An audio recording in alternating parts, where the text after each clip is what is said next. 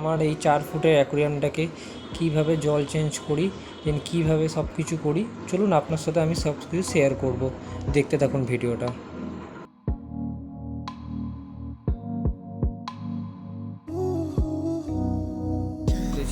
প্রথমে অ্যাকোরিয়ামের বড় লাইটটা একটু বন্ধ করে দিই, তারপরে পুরো প্রসেসটা আমরা চালু করব। এই অ্যাকোরিয়ামের এখন বড় লাইটটা আমরা বন্ধ করে দিয়েছি, দেন পুরো ঢাকনাটা আমরা সরাবো।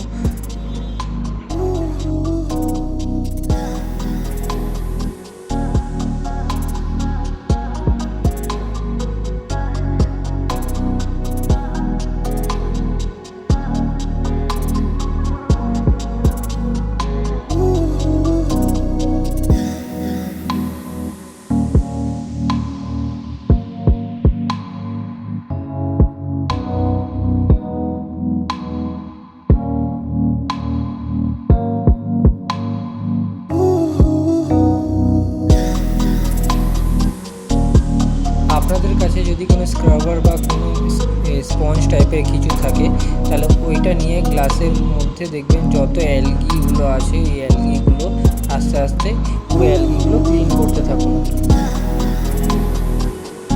ভিডিওটা যেহেতু অনেক বড় হয়ে যাবে, তার জন্য একটু ফাস্ট করে দিচ্ছি।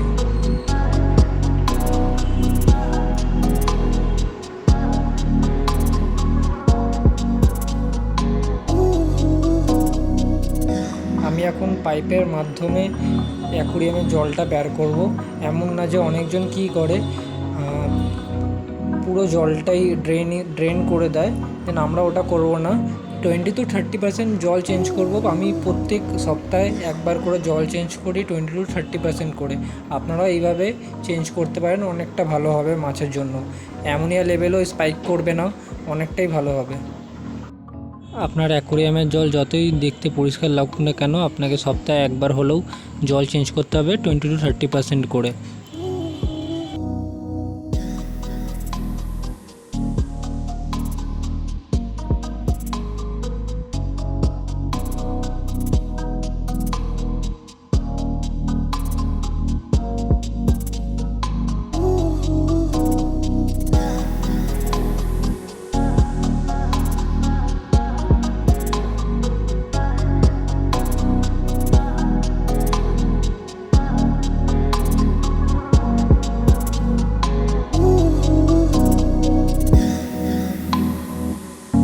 এখন আমার মনস্টার অ্যাকোরিয়ামের 20 to 30% জল ফেলে দেওয়া হয়ে গেছে।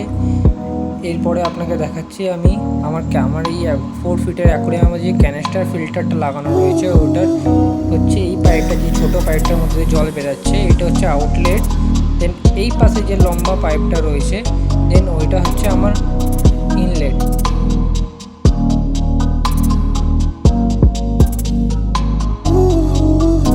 এত বড় অ্যাকোরিয়ামে জল পরিষ্কার রাখার জন্য আপনারা যদি আপনাদের বাজেট একটু ভালো থাকে, তাহলে ক্যানিস্টার ফিল্টার না হলে সাম ফিল্টার আপনারা ইউজ করতে পারেন, না হলে নর্মালি পাওয়ার ফিল্টার বা টপ ফিল্টার দিয়ে ইউজ করতে পারেন।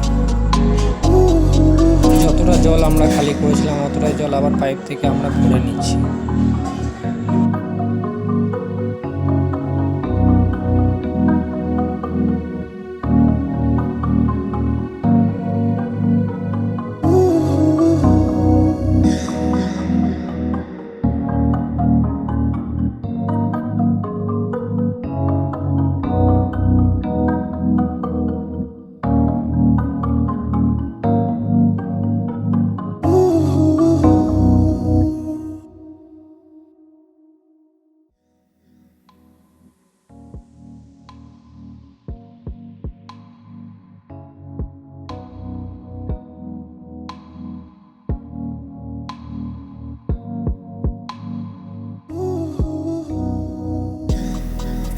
যখনই আপনারা অ্যাকোরিয়ামের জল চেঞ্জ করবেন, এই দুটো মেডিসিন আপনারা দেবেন, তাহলেই জল রেডি হয়ে যাবে আবার।